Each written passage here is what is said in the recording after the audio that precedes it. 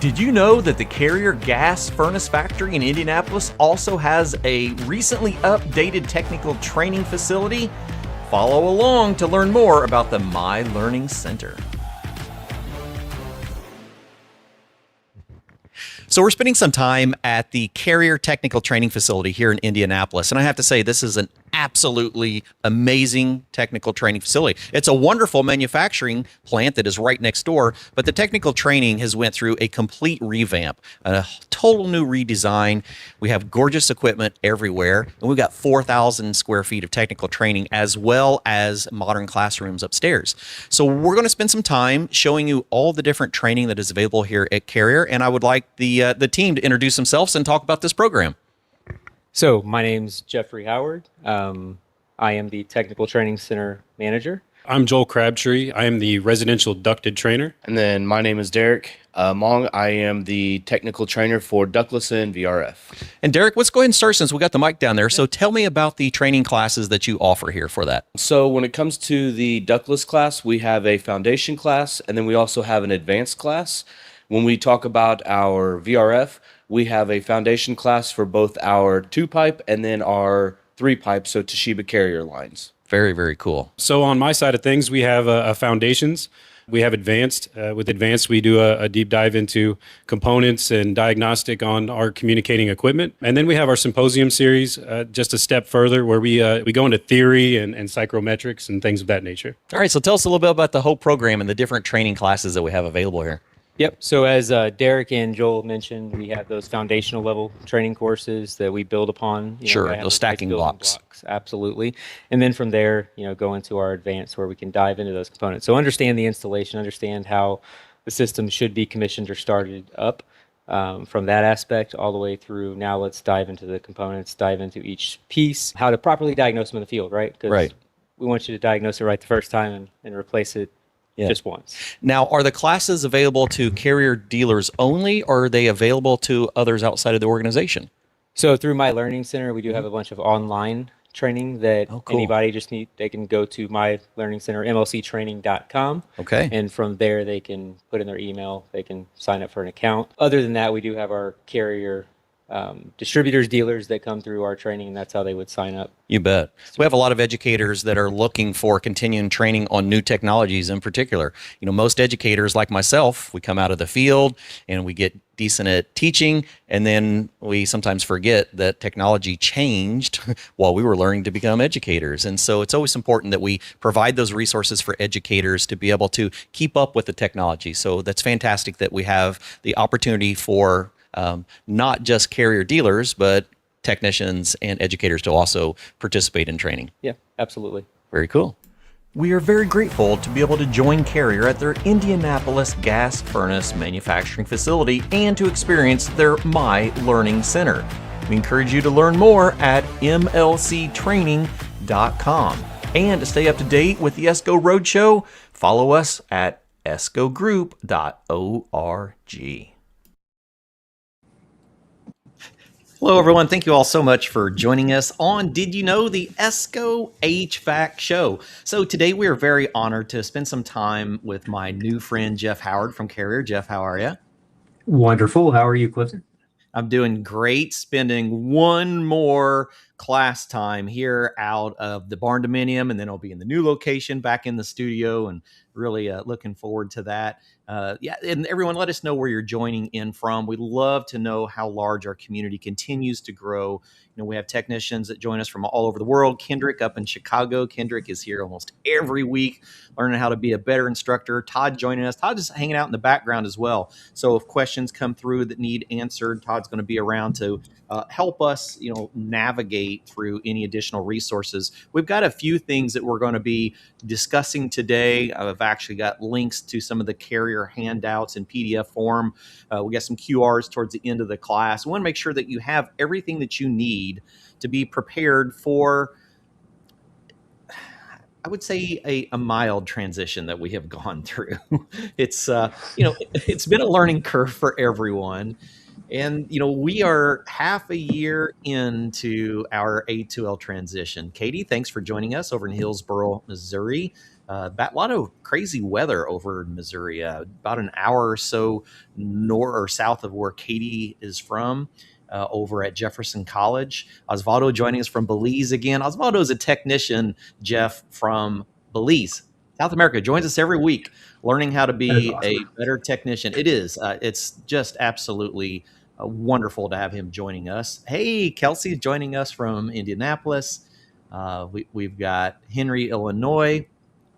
So we'll have a variety of people that join us. Some will stay the whole time. Some will come and go depending on their day. But a lot of people have been calling ESCO because we do a lot of classes on A2L. Jason Abjute from our team wrote the low GWP safety course, which we still get a lot of traction with. But then we also get a lot of installation questions, right? And even though we go over them over and over and over, it sometimes I guess we just kind of lose focus of what A2Ls are and the things that we need to be paying attention to, because there are some things that are same. There's some things that are different, and understanding that really comes down to having the right resources. So when we think about resources for training and education, as an industry, we rely on our manufacturers like Carrier, to make sure that we're getting the instructions that came from sometimes years of research to get prepared for these transitions. So today we're going to spend a little bit of time diving into A2L installation and design practices from a manufacturer. So Jeff, I've got the presentation loaded in. If you hover over the screen, you'll be able to navigate through there. But let's start out a little bit and help everyone get to know you and understand your role in the Carrier training side. Yeah. So as you said, my name's Jeffrey Howard, or Jeff Howard here. I've been with Carrier for going on 2.5 to 3 years. I've been in the industry though for well over 20. I started out doing everything from new constructions to installs to working in a warehouse, pulling and getting familiar with the equipment, doing rough-ins, all of that, right? And then Yep. as I was doing that while in school, well, I love working with my hands. So how can I make this a career? Build And it. I Yep. chose to do it, right? So from there, moved into service. And then the last 12 years or so, I was in building science, basically out Ooh. in the field. So in doing a lot of training and teaching within Yep. a rather large organization that I was with, traveling amongst a few states. And then got the opportunity here to join Carrier as a trainer. So I started out as a residential ducted trainer within Carrier, and then moved into the training center manager role once our previous manager moved on to a different role within Carrier as well. So I was highlighting at the beginning the intro into the show, and I encourage everyone to go check out the other videos that we did of the training center. We were invited to come to Carrier as one of the first non-Carrier groups to get a visit, a behind the scenes, to show what the factory looks like, and particularly to spend time in the new technical training center. And it's hard to compare your training center. If you think about a state-of-the-art building, like you're going to go into a modern architectural law office, but yet you walk in and it's packed to the hilt full of every type of HVAC equipment. That's really what you're experiencing there at your training facility in Indianapolis. yeah, when when it was designed and when it was first built, it was really well thought out. I mean, we have 6 labs on our main level, and amongst those we have, again, a couple VRF labs. We have our ductless, our crossover, and of course a few of our ducted labs as well. So we utilize every single inch of space that we can, and we try to incorporate as many pieces or many different systems that we have as well. Sure. And it's, very much focused on A2L equipment. That's one of the things that I found when I went there, is how much emphasis was on A2L. And so that was the discussion today. We're going to help answer a lot of questions we get, not just from educators, but from contractors and technicians. They'll call us asking about A2L specifics. So we grabbed a few of those ones that were the highlights, and we thought we would spend a little bit of time today going through those and then talk about some of these highlights. And if If you feel like there's any of these that we need to spend more time on, let us know. We're here for you. We are here every week to educate you on the things that you need to be successful, whether you're an engineer, a educator, a trainer, a contractor, technician. The goal is to make sure that you have all of the resources. So we're going to talk about things like Puron Advance today. We're going to talk about installations and reusing existing line sets. That's probably the number one question that we get from our callers. We'll talk about some of the brazing and mechanical fittings that could be used. We'll talk about traps, accessories, and then we'll get into some additional training and resources that are available to everyone. So a lot of content for us today. I love this because it's like, where are we going? Well, let's talk about where we came from. Yeah, absolutely. And we felt that that was very, very helpful for individuals that are either new into our field or just a refresher that have been in our industry for a while, right? With that, I like to always go back to, actually, I'll take a step back. One Okay. of my colleagues and very good friends here at Carrier, one of his sayings he said to me when I first joined the team, and we were talking about going and training some of our dealers across the country about the A2Ls and the transition that we're going to have right to Puron Advanced, is his statement that stood. It's been with me ever since, right? And every time that I start to talk about this is not a revolution, it's an evolution. Perfect. So it's not a revolution, it's an evolution, right? We always want to get better. The search for the ideal refrigeration or the refrigerant has been happening since the dawn of time of mechanical refrigeration. You bet. Absolutely. So what we're looking at is kind of like a sine wave, right? That we have on the screen here. And does a sine wave have an ending? Does it have a beginning? Well, we're always going to search. So no matter where we came from to where we're going, we're going to continue to do that, right? Because we want to be responsible for what we can be responsible for. Yep. And how we like to say that is, how can we help? Well, if we look back in the 50s, we had R22. Now with R22, we had a high GWP and a low or no ODP. So GWP for global warming potential, ODP for ozone depleting potential. For those of you, if you're joining and are not familiar with the terms, we'll be using those. Yep, absolutely. So thank you, Clifton. Sure.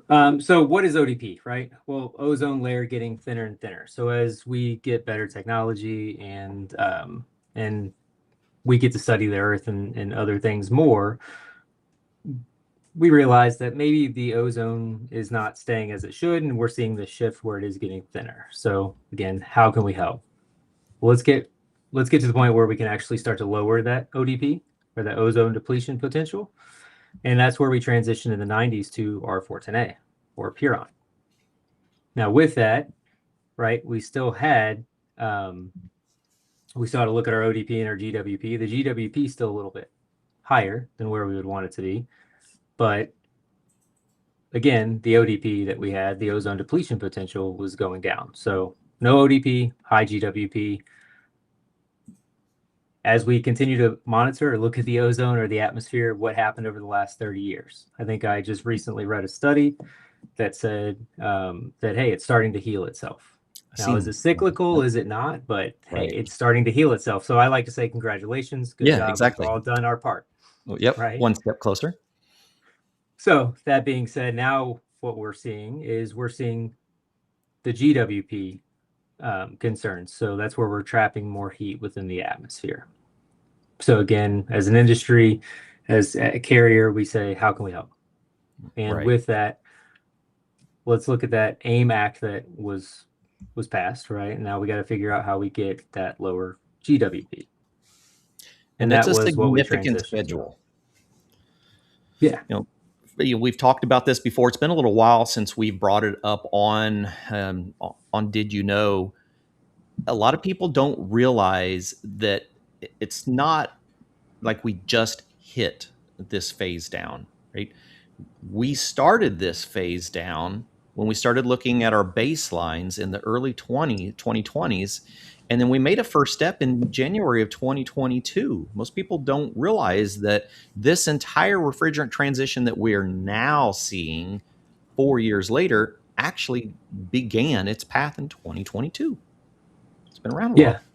And we've been testing, you know, a lot longer than that with Puron Advance. So it's not like we're coming up to it. Let's go ahead and just switch over to our Puron Advance, the R454B.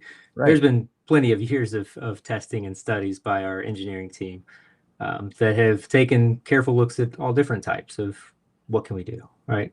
So yes, it's first was in 2022. And now as we entered 2025, we had that other reduction, which dropped us down.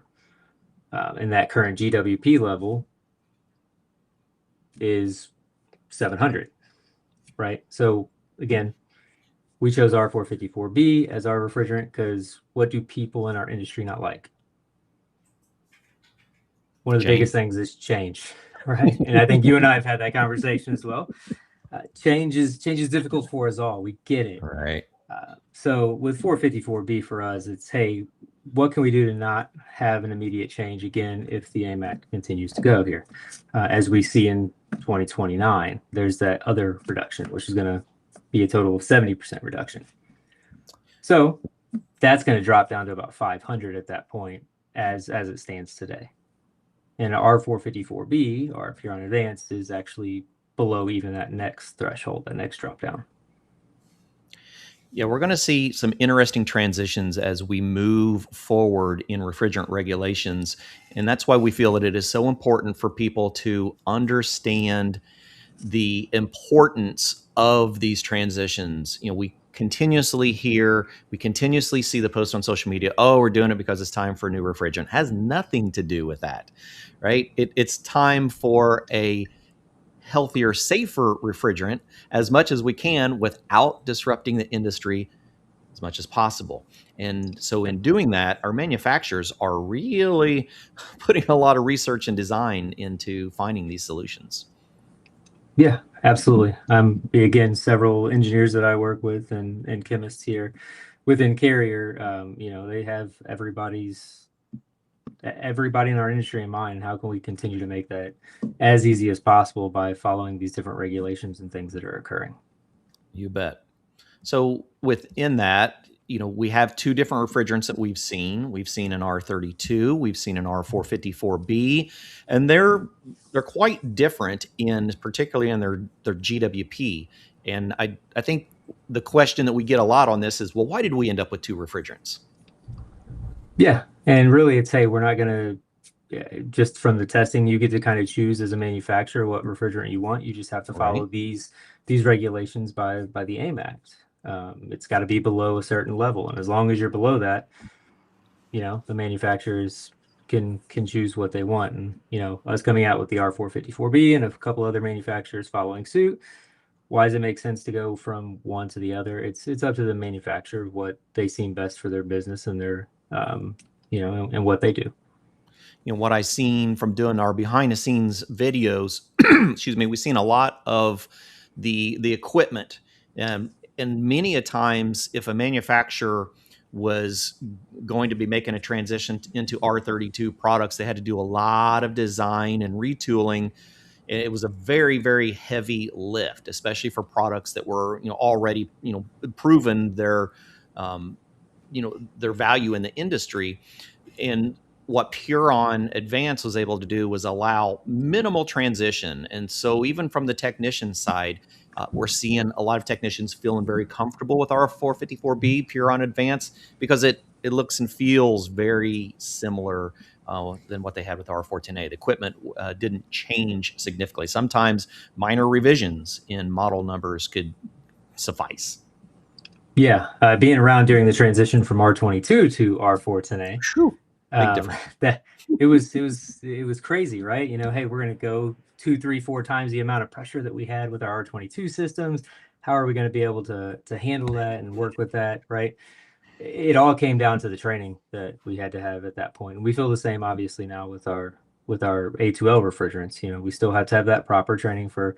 I saw, you know, you had posted there, right? The phase down effect is affecting all of us. We've got to have to be able to handle the refrigerant properly. We have to understand what we're using when we're using it, where we're using it, and how we can take care of dissipating any sort of potential leaks and have that leak prevention, as you mentioned. One of the things when I first started the industry was we had to write down the refrigerant that we used, because again, going from R22 to R410A, before I could get a new jug, I had to write it down and know where I utilized it. And I'm like, this is crazy. Well, that's best practice to do that. So It is.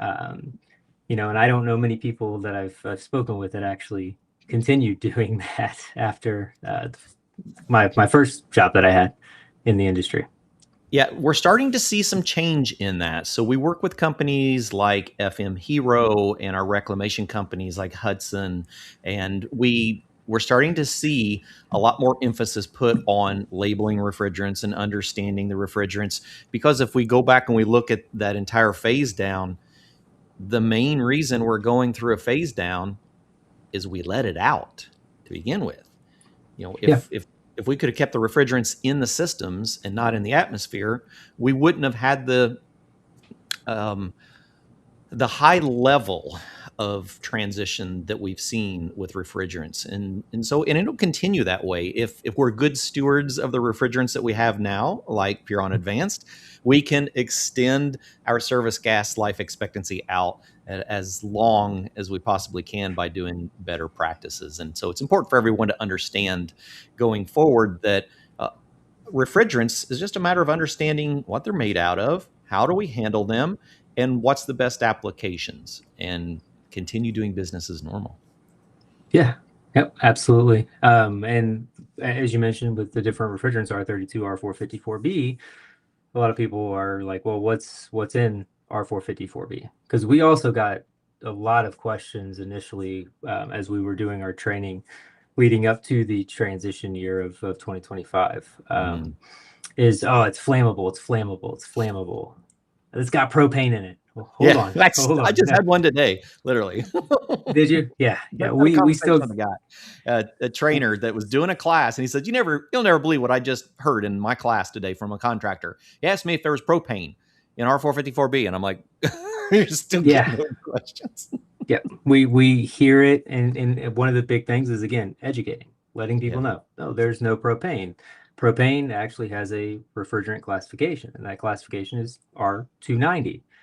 As we can see here on the screen, I don't see R290. Nope.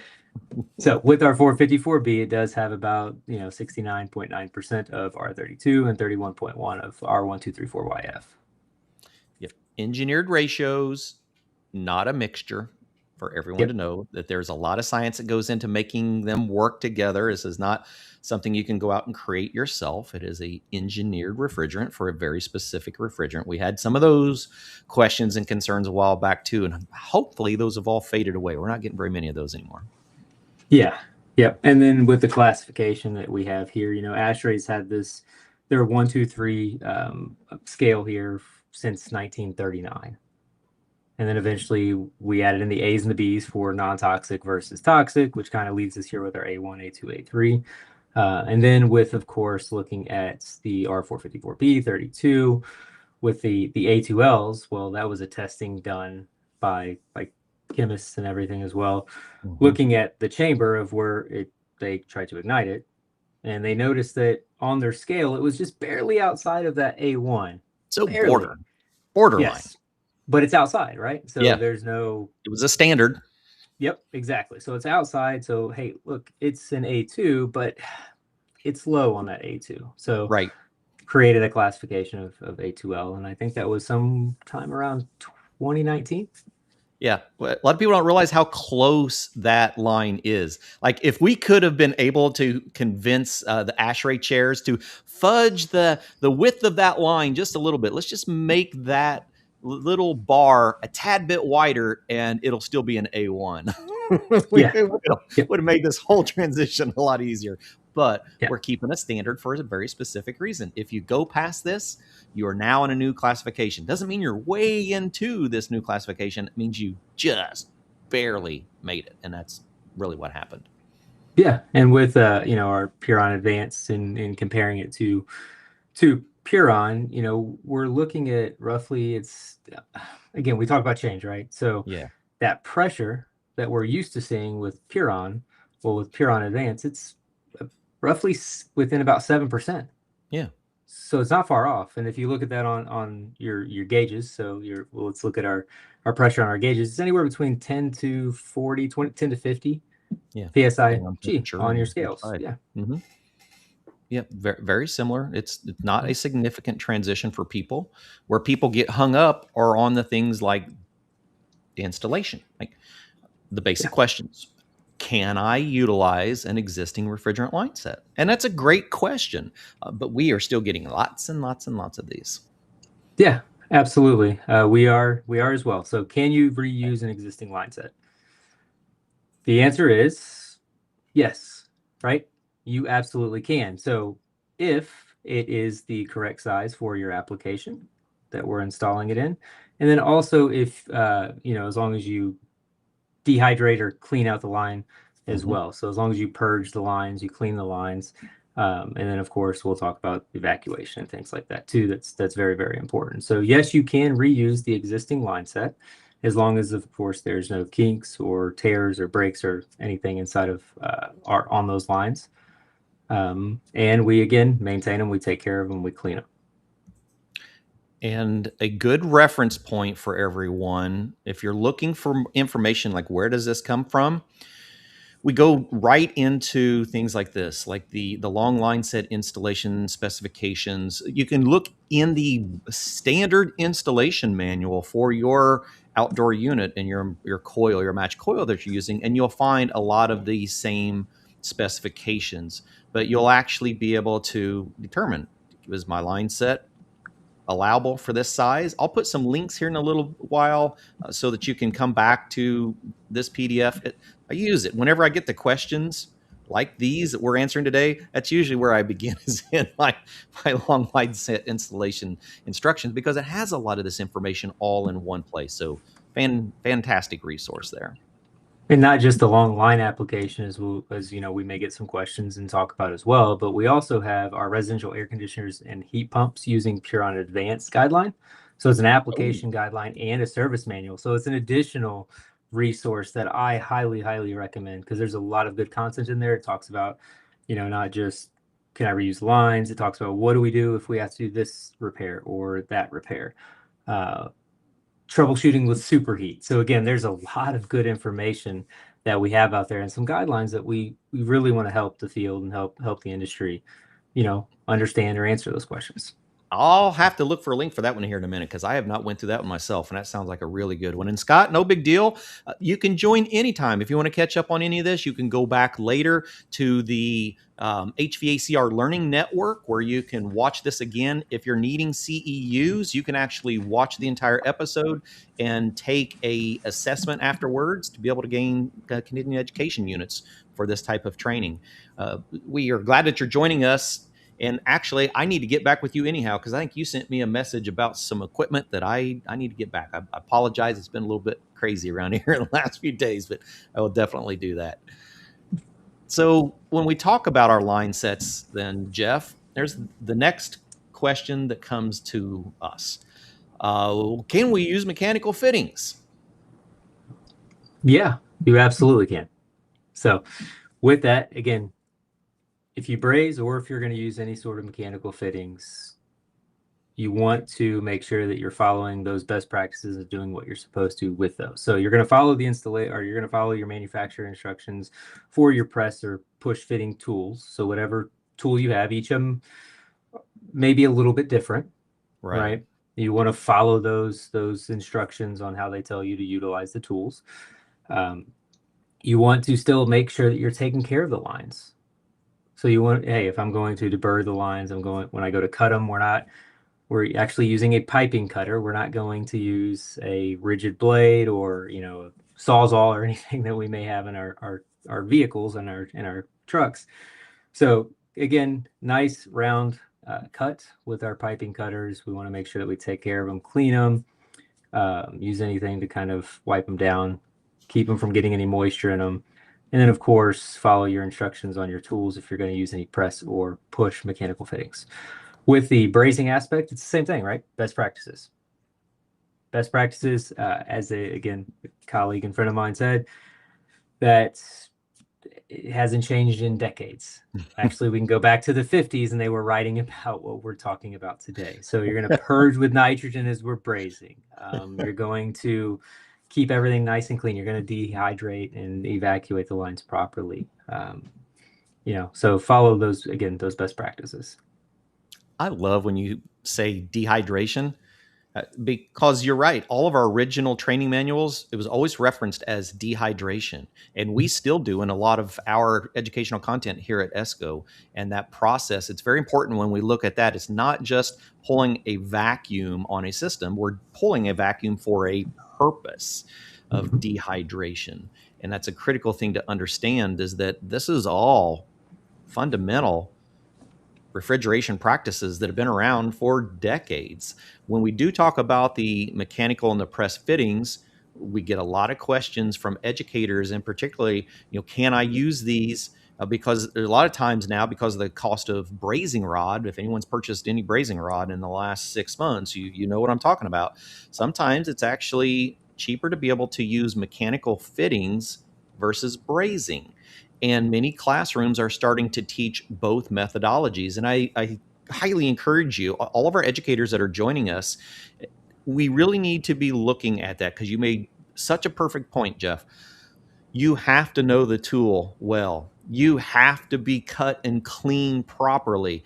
If it is not done right, it's like any other process. If we miss one of those steps, it's going to be done wrong. Just like brazing. If I miss a step along the way, if I forget a spot, I'm going to have leaks. And it's the same way with our mechanical fittings.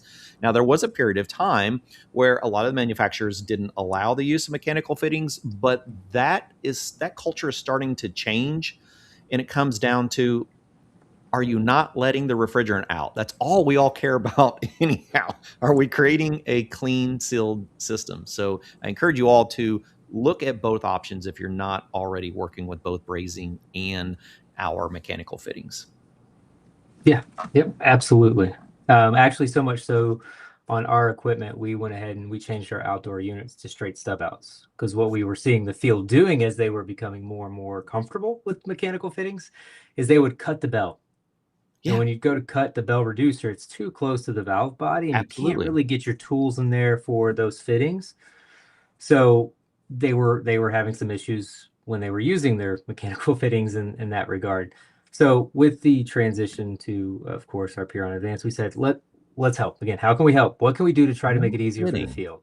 Instead of having the bell, you can put the bell on there if you want. So if you're going to brace, you can clean your the end of your service valve. You can swage it. You can get your bell back.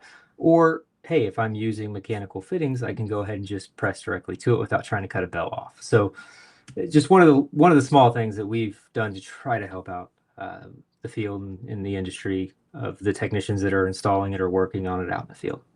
I did not realize that. That's really good to know, because we get a lot of comments about that, because the technicians enjoy using them. Once you get to know the tool and the fittings properly, it's a fantastic application. But you're right. In the many a times when I found leaks as a field service technician, when I was doing field service technical advising and diagnostics, if I would find a leak on a mechanical system, is typically at the outdoor unit where they cut the bell off and they didn't have enough room to get a deep enough throat on their bell. So yeah, having that longer stem is a really, really, really cool thing. So yeah, I'm glad to know that when I did not know that. Yep. Okay. So now we start getting into some additional. Yep. So ductless crossover. We're getting a lot of our crossover line is gaining a lot of popularity. A smaller footprint on an outdoor unit. It's got an inverter. It's variable speed. That mid-tier efficiency there that people are after and want. The quietness. Again, multifamily homes, tight spaces. So great application for those types of installs and things like that. So people ask, well, what about my refrigerant lines with my crossover equipment? Well, with our crossover equipment, what we have is you can actually use your regular refrigerant lines that you would have for your conventional systems. So you can reuse, you can replace whatever you may need to do with that. So your typical sizes will work with our crossover equipment. We wanted to make that a seamless transition as well. Ductless, of course, you'll follow what what you need to on your sizing for those. So you may have to replace those. A lot of the ductless units that we see are new installs or things like that anyway. So they're replacing the line sets. With that, when we talk about the application of our crossover or our ductless is, especially ductless is, hey, do I have to have a filter dryer? Yeah. With Big ductless, question. we don't have to, no. So no sight glasses, no, we don't need any of that with our ductless line. Don't need it necessarily with our crossover either, unless again being told to or recommended by someone that's assisting, our technicians out in the field, maybe a service manager or something somewhere going, hey, I want to see what's going on. We do those things, but we typically don't need those things added to our equipment. Yeah, they're relying on maximum capacity, maximum flow, and any restriction in our line set is a restriction in capacity. It's a restriction in its capability. So we see screens in front of our metering devices, typically, our electronic expansion valves in particular. But if we think back about best practices, once again, if we would have been following best practices all along, and every technician followed best practices, we would have never needed filter dryers on residential split systems. Yeah.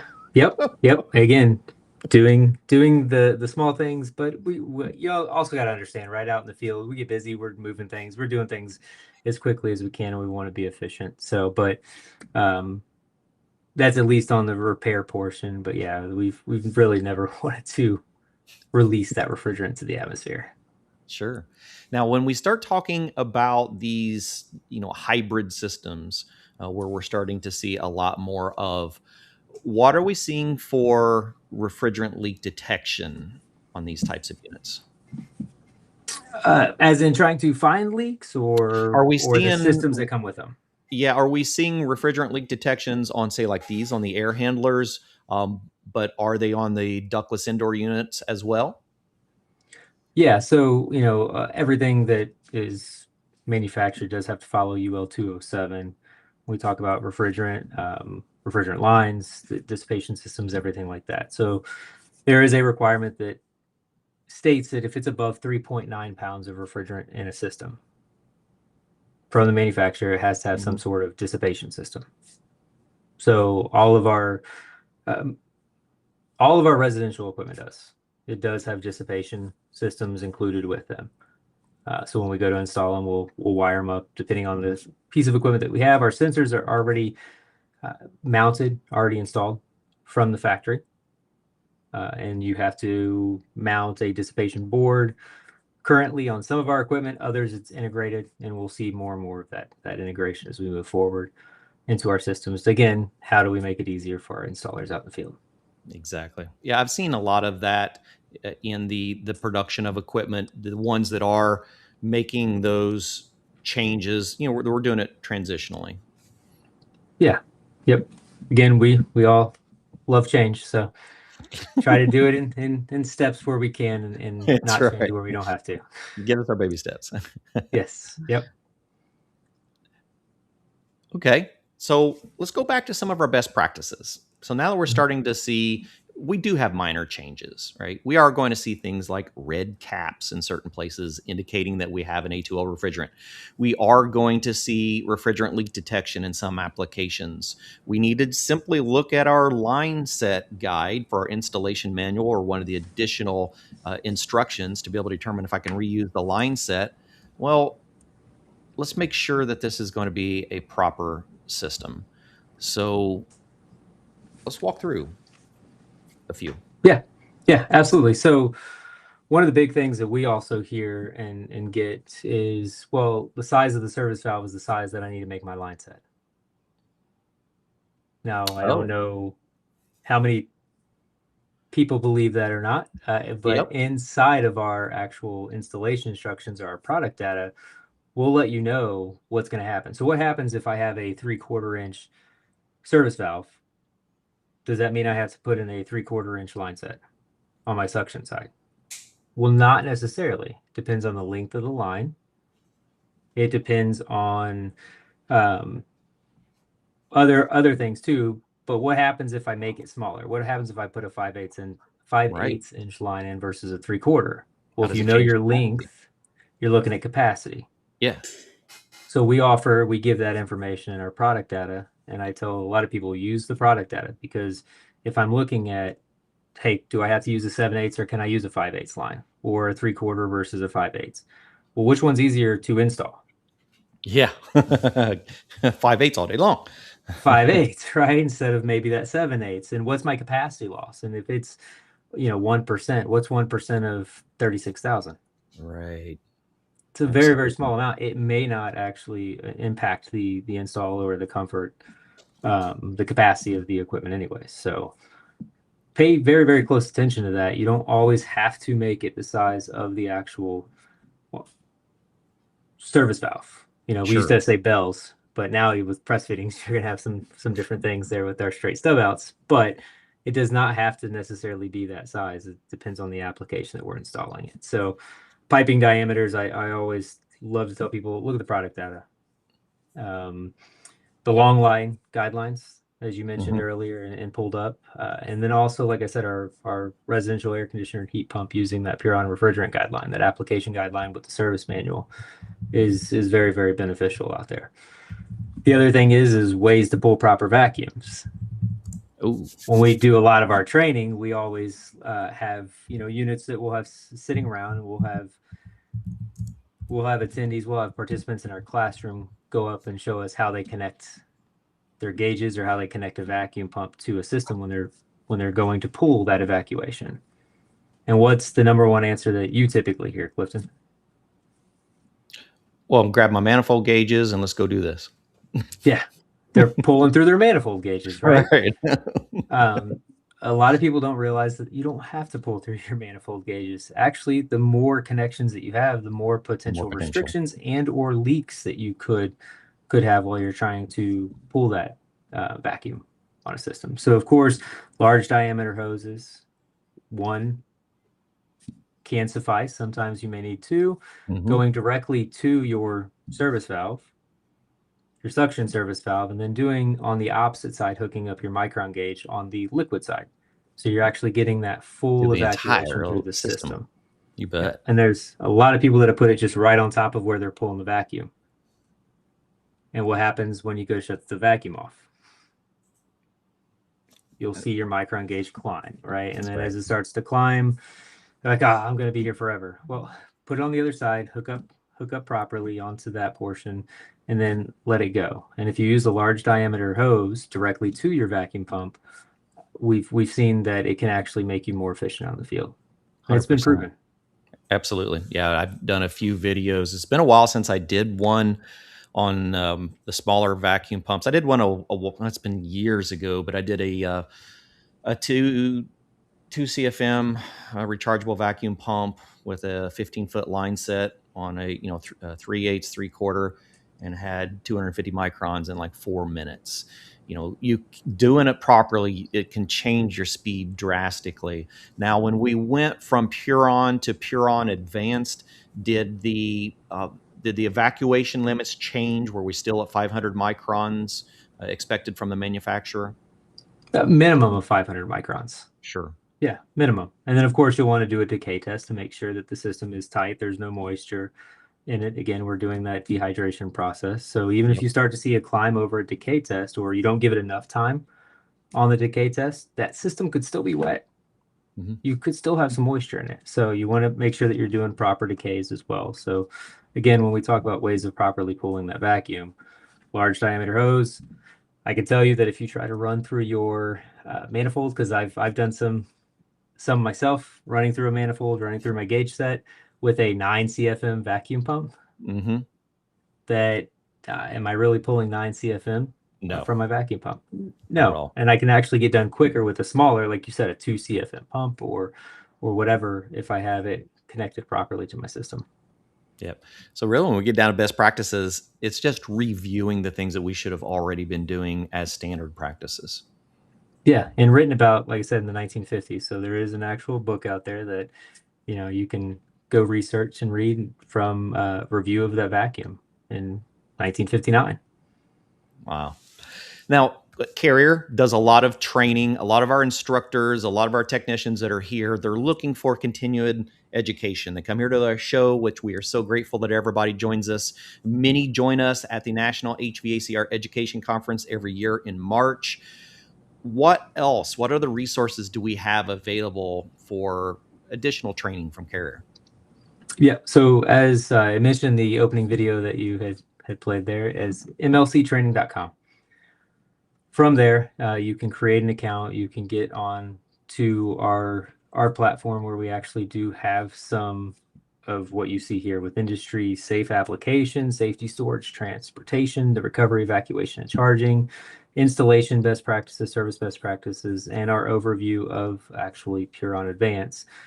That we have different training videos, quick little 30-second, 60-second questions that were asked of us that we had some of our internal team members answer. And we just created a bunch of those videos as resources. Even on our equipment, we have some QR codes that actually lead to that landing page. Really? That if a homeowner even wants to see it, they can go ahead and we try to help lower that anxiety, not only by our field, our industry technicians, but also homeowners that have asked similar questions as well. So again, we're huge on how can we help, and we try to put as many of those resources out as possible. But through mlctraining.com, you can absolutely go through there, get some of those free videos, things like that. Also with Nate, training hours, credits, things like that, that people may need those times to account towards their renewing their license or whatever that they have with Nate. We offer that as well. Fantastic. Yeah, I should have looked for those little video shorts. I wasn't aware of those. Those have been ideal to embed into here. I might grab a couple of them, put in the edited version. We'll have to see. You know, a lot of us as instructors, we're looking for some of those video shorts that we can share with students, you know, that gives us a little bit of a feel of what the industry is once we get out into the field. And so those are very handy pieces to have. Yep. All right. Last part. And anyone has any questions, sometimes it takes a couple of minutes to get the questions fed in from our social media channels back here into the studio. So if you have any questions, if you have anything you want us to go back over again, throw it in the chat and we'll make sure to get those answered before we end up wrapping up the show. But let's tell everyone a little bit more about this fantastic technical training center you have. Yeah, so with our training center that we have in Indianapolis, we have 6,000 square feet. 4,000 square feet is on our main level, and that's divided amongst 6 labs. In those 6 labs, as I kind of alluded to earlier, is that we have our ductless and crossover lab, where we have 7-8 crossover units and about that same amount of indoor units and things like that with our ductless from multi-zone to single zone. We also have our 2-pipe VRF lab, and then we have our 3-pipe VRF lab. So, you know, the difference between the 2-pipe and the 3-pipe, an extra pipe, right? So we can utilize that hot gas bypass down for lower capacity in colder climates. And then we also have our ducted splits that's divided into a few different labs where we touch all kinds of equipment from, you know, our new air handlers that we have out there, our variable speed pieces of equipment, our communicating to our connected equipment, hybrids to 80s, 90s, any different combination that we can put together, we try to have together down there.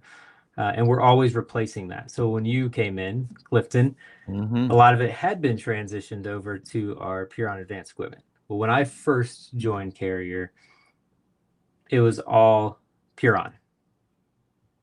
Now, we built this training facility in, we added to our furnace factory because it is at our gas furnace factory. Yeah. In 2022, and our first class was in 2023. And every year since, we've replaced equipment. So we've just upgraded our 3-pipe lab. We're in the midst of doing our 2-pipe lab as well over to our Puron Advance equipment. So it's always changing. We're always evolving. As I mentioned at the beginning, it's not a revolution, it's an evolution. I think that's kind of our theme for the year for training as well, that it's an evolution of education. It's not that we ever take completely different paths on training. We just evolve. Whenever the equipment changes, we evolve. Whenever the refrigerant changes, we evolve.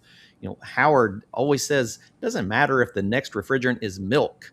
We just need to learn how to work with milk. Right? Yeah. Yep. And so Yep. we're going to see more transitions. We're going to see, new refrigerants, and just understanding that the A2L transition wasn't as crazy as everyone anticipated. If you were already doing best practices as your standard practices, probably wasn't a heavy transition for you at all. But we do still get a lot of questions, and most of those were around refrigerant line sizing, and so we appreciate you spending time hanging out with us today. I am going to go ahead and screen share. Yeah, make sure to grab. Oh, good, that's the residential piping and long line set guide. Yeah, thanks for grabbing that there, Todd. I'm also going to do a screen share so that if anyone missed the My Learning Center page we were talking about, I encourage you to go check that out. Let me drop us down here, get a little bit more perspective. So on My Learning Center, you can go in, search your account, and be able to explore all the different course catalogs and content that is available through Carrier. Yep. Awesome. So you have different learning paths there, courses online, and there may be some things that you can see that are in person as well. We had some QR codes up from that as well. So everything from business owners to basics or our foundational level trainings. Again, how can we help out the industry? I did see a question that said, what changes with A2L refrigerants on ductless and crossover systems? Yes. Change what it's the same as our residential. So anything that follows the UL 207. So I did want to answer that from Todd there as well. So I saw that question. Absolutely. All right. Well, I don't see any others coming through. Have some great responses. Everyone enjoyed the show. I'm glad everybody hung out with us, and we really look forward to diving deeper into Carrier products along the way. There's a lot of things we can chat about. So for anyone that's joining us, if you have some specifics you would like to learn more about any of the Carrier product lines, we need to dive into some technologies, let us know. I'll start knocking on the door, see if I can't bribe Jeff or one of the other crew to come on board and dive a little bit deeper. And we are grateful that everybody joined us today. And we hope to see you again next week, which is going to be a really interesting one next week. Professor Silberstein and Jason Abjud are going to join me. We're going to talk about corn sweating, which, Jeff, you and I know all about corn sweat here in the Midwest. Most people don't know, if you're not from corn country, you don't know what we're talking about, how humid it gets here. But we're actually going to start diving into the psychrometrics of corn sweating and what it is to the air around us. I think it'll be a fantastic show. So, Jeff, thank you so much for joining us. Absolutely, my pleasure. And I do look forward to next week's as well. Yeah, it'll be a lot of fun. Yeah. All right, everyone. Absolutely. Have a wonderful evening, and we'll see you all next week on Did You Know? The ESCO HVAC Show. Bye, everybody.